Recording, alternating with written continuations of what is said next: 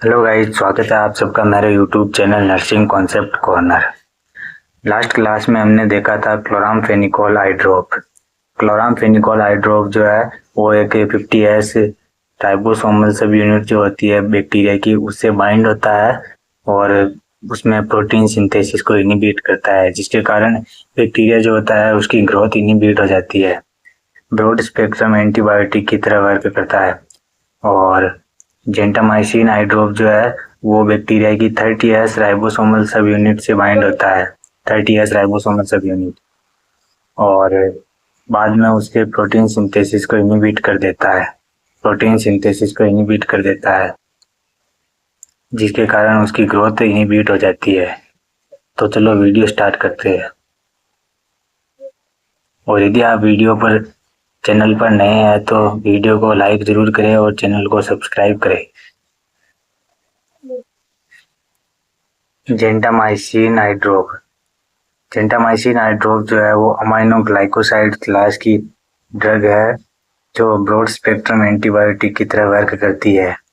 Bacteria की 30S ribosomal सब unit से बाइंड होती है और उसमें प्रोटीन सिंथेसिस को इनिबिट करती है।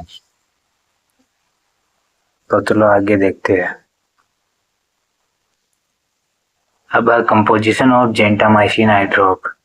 Gentamicin sulphate 0.3% weight by volume.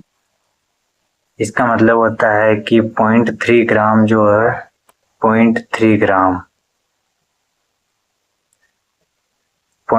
Gram gentamicin जो है वो 100 ml सॉल्यूशन में प्रेजेंट होती है। और बेंजल कोलियम क्लोराइड ये भी इसका कंपोनेंट है।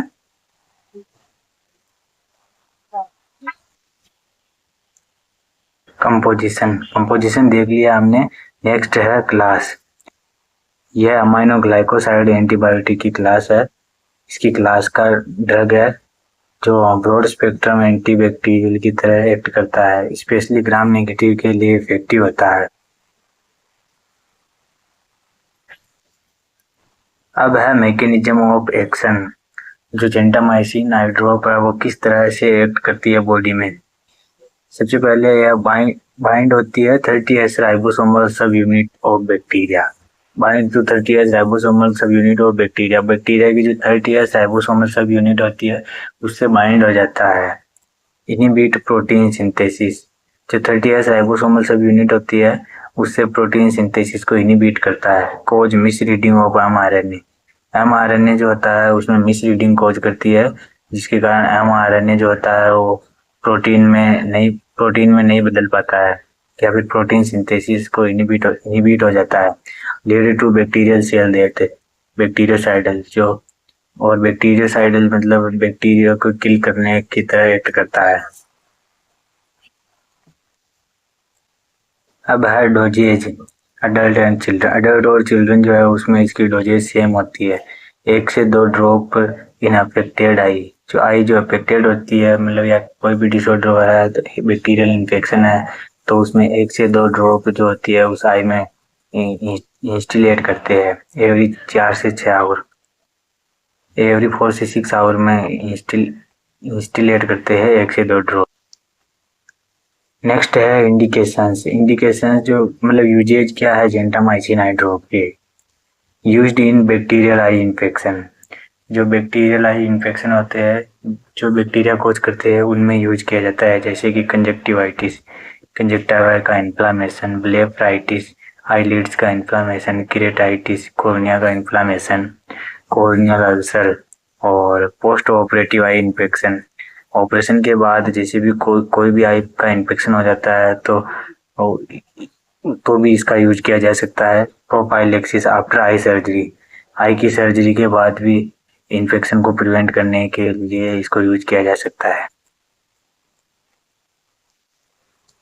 नेक्स्ट है कॉन्ट्रा इंडिकेशंस, मतलब जेंटामाइसिन आई ड्रॉप है उसे कब अवॉइड करना चाहिए।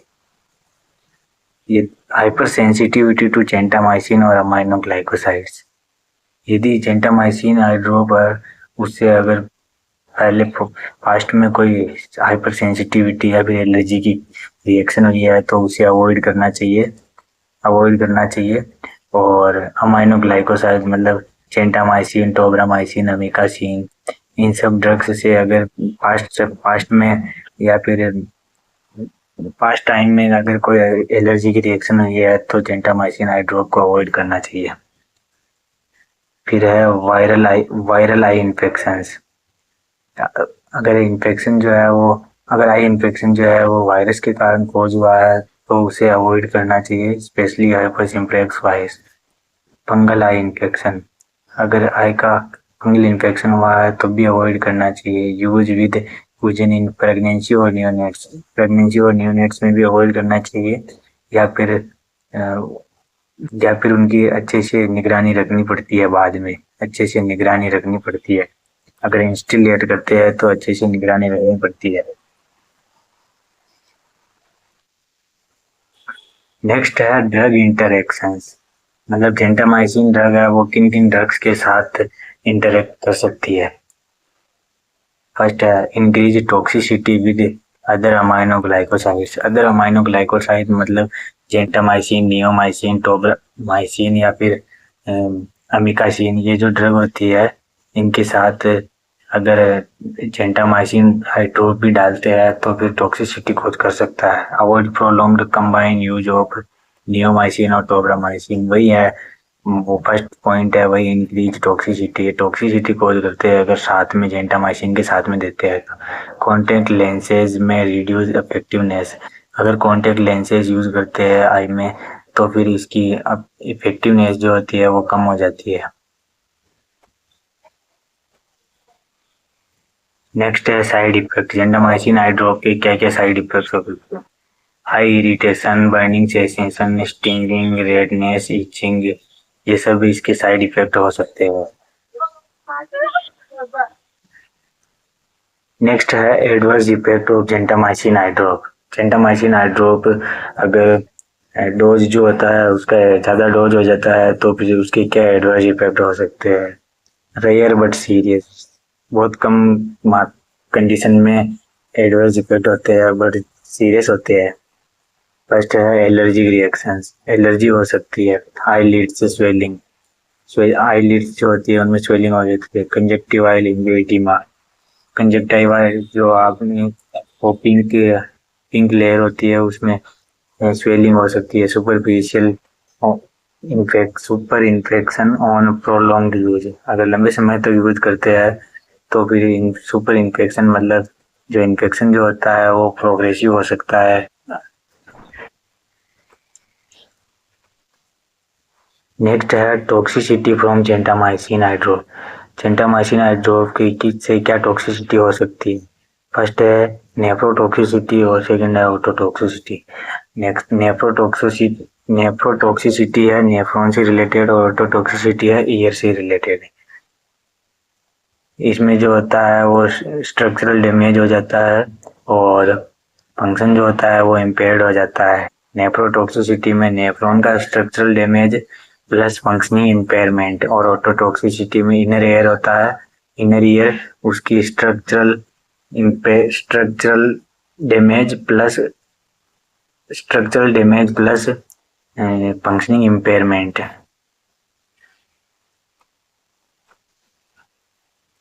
नेक्स्ट है role of nurse. Gentamicin eye drop जो है उसके इंस्टिलेशन करते समय नर्स का क्या रोल हो सकता है उसके बारे में देखेंगे। सबसे पहले है बिफोर एडमिनिस्टर करने से पहले नर्स का क्या रोल है। चेक डॉक्टर्स ऑर्डर और असेस एलर्जी हिस्ट्री, एलर्जी की हिस्ट्री को असेस करना है कहीं पहले उसे पास्ट में उसके साथ उससे जो अमाइनो ग्लाइकोसाइड ड्रग है उनसे एलर्जी हुई है या नहीं। Explain procedure to the patient.